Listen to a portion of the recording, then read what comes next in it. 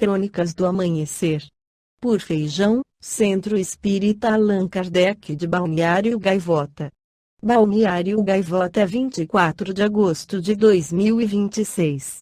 Não acreditam em Deus, os países mais ateus do mundo, parte 2. O ateísmo, a crença de que Deus não existe, tem aumentado globalmente. Mas o que isso significa para diferentes culturas e sociedades? Será que é simplesmente uma rejeição da religião ou algo mais complexo? Estudos recentes mostram como o panorama do ateísmo varia amplamente. Uma descoberta específica destaca como a descrença em Deus não exclui necessariamente a crença em outros fenômenos sobrenaturais, uma vez que a maioria dos ateus e agnósticos expressam algum tipo de crença sobrenatural. Das mudanças históricas a sociais e tecnológicas, clique nesta galeria para descobrir o que pode estar afastando as pessoas em todo o mundo das ideias tradicionais de religião. Suécia. Embora apenas 18% dos suecos se identifiquem como ateus, 55% das pessoas não são religiosas. A Igreja da Suécia, embora oficialmente reconhecida, desempenha um papel cada vez menor na sociedade. Muitos suecos optam por eventos de vida não religiosos, como cerimônias de atribuição de nomes, em vez de rituais religiosos tradicionais, como batizados. França. Na França, 21% das pessoas identificam-se como ateias e 29% não são religiosas, tornando-a uma nação altamente secular.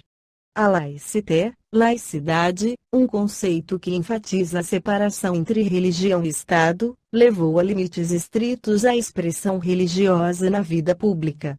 No entanto, o islamismo, com mais de 5 milhões de seguidores, continua a ser uma presença religiosa significativa no país. Japão. Embora 29% dos japoneses se identifiquem como ateus, as práticas e crenças religiosas continuam significativas. Muitos japoneses praticam rituais shintoístas, como oferecer comida ou água para homenagear os ancestrais. Além disso, o budismo, muitas vezes visto como um conjunto de ensinamentos éticos e não como uma religião, continua a influenciar a cultura japonesa. Taiwan. Apesar de 21% dos taiwaneses se identificarem como ateus, o panorama espiritual da região é mais complexo. Dados sugerem que 46% oram ou honram Buda e 87% acreditam em karma. Embora a religião possa não ser central na vida cotidiana para muitos, as crenças e práticas espirituais continuam a ser significativas. China. Promoção do ateísmo pelo Partido Comunista Chinês e as rigorosas regulamentações governamentais diminuíram a prática religiosa. Acredita-se que os números de ateus convencidos chegam a 67%. Apesar disso, as práticas espirituais ligadas ao budismo, ao taoísmo e ao confucionismo ainda são comuns. O ateísmo cai por terra quando Allan Kardec, no Livro dos Espíritos, faz as seguintes questões aos espíritos. 4. Onde se pode encontrar a prova da existência de Deus? No axioma que aplicais às vossas ciências, não há efeito sem causa. Procurai a causa de tudo o que não é obra do homem e a vossa razão responderá. Para crer-se em Deus, basta silêncio olhar sobre as obras da criação. O universo existe, logo tem uma causa. Duvidar da existência de Deus é negar que todo o efeito tem uma causa e avançar que o nada pode fazer alguma coisa. 5. Que consequência se pode tirar do sentimento intuitivo que todos os homens trazem em si da existência de Deus?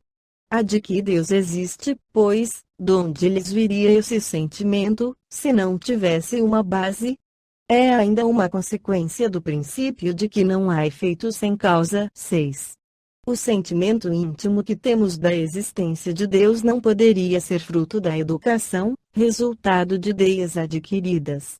Se assim fosse, por que existiria nos vossos selvagens esse sentimento? Se o sentimento da existência de um ser supremo fosse tão somente produto de um ensino, não seria universal e não existiria senão nos que houvessem podido receber esse ensino, conforme se dá com as noções científicas. 7. Poder-se achar nas propriedades íntimas da matéria a causa primária da formação das coisas? Mas, então, qual seria a causa dessas propriedades? É indispensável sempre uma causa primária. Atribuir a formação primária das coisas às propriedades íntimas da matéria seria tomar o efeito pela causa, porquanto essas propriedades são, também elas, um efeito que há de ter uma causa. 8. Que se deve pensar da opinião dos que atribuem a formação primária a uma combinação fortuita da matéria, ou, por outra, ao acaso? Outro absurdo. Que homem de bom senso pode considerar o acaso um ser inteligente? Além disso, que é o acaso? Nada. A harmonia que regula o mecanismo do universo patenteia combinações e desígnios determinados e, por isso mesmo, revela um poder inteligente. Atribuir a formação primária ao acaso é insensatez, pois que o acaso é cego e não pode produzir os efeitos que a inteligência produz. Um acaso inteligente já não seria acaso. 9.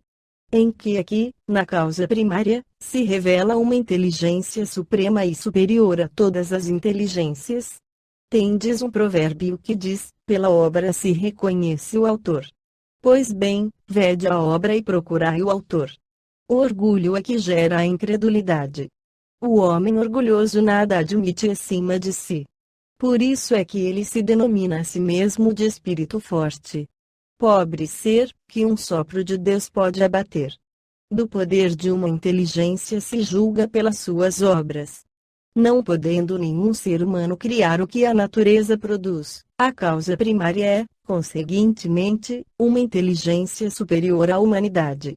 Quaisquer que sejam os prodígios que a inteligência humana tenha operado, ela própria tem uma causa e, quanto maior for o que opere, tanto maior há de ser a causa primária. Aquela inteligência superior é que é a causa primária de todas as coisas, seja qual for o nome que lhe deem. Esta foi a crônica do amanhecer de 24 de agosto de 2026. Por Alfredo Feijão Lopes.